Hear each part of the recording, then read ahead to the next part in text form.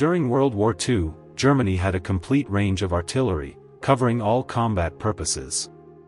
However, German artillery was well manufactured, and even with companies like Krupp going all out, production could not keep up with the military's demand.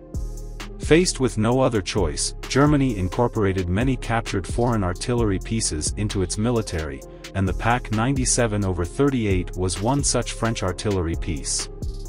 If the PaK 97/38's designation is not well known, then its French prototype artillery is much more famous.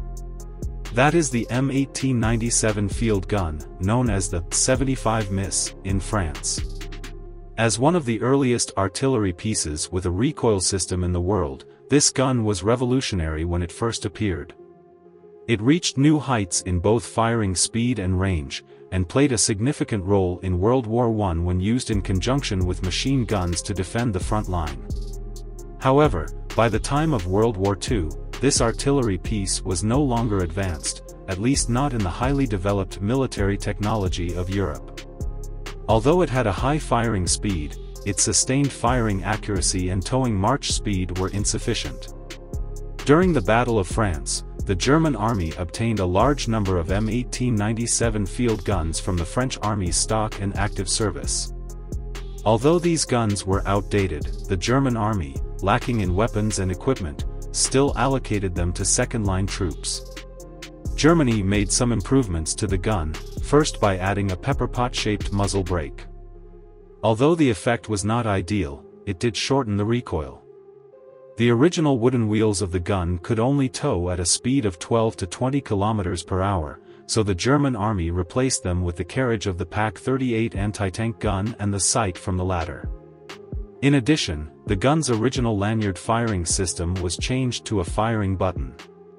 The modified gun was given the designation PaK 97/38. Although it underwent these modifications, the gun's performance did not change.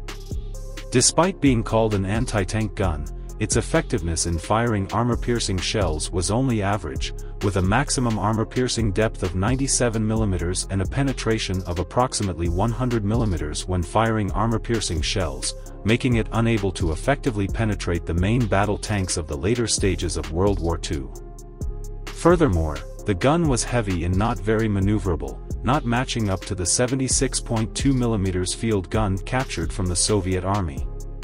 The use of this gun in World War II was not extensive. It was initially deployed in significant numbers during Operation Barbarossa, but then fell into disuse. It is worth noting that the gun was made into a self-propelled anti-tank gun. Similar to the PaK 97/38 gun, during the early stages of Operation Barbarossa, the German army captured a large number of T-26 light tanks, which quickly became outdated and could not adapt to the new battlefield environment. The German army could only use them in second-line troops, and soon discovered that they could combine the tanks and the guns to create a self-propelled anti-tank gun similar to the Yellow Rat German World War II tank destroyer. The German army's modification of these tanks was not formal.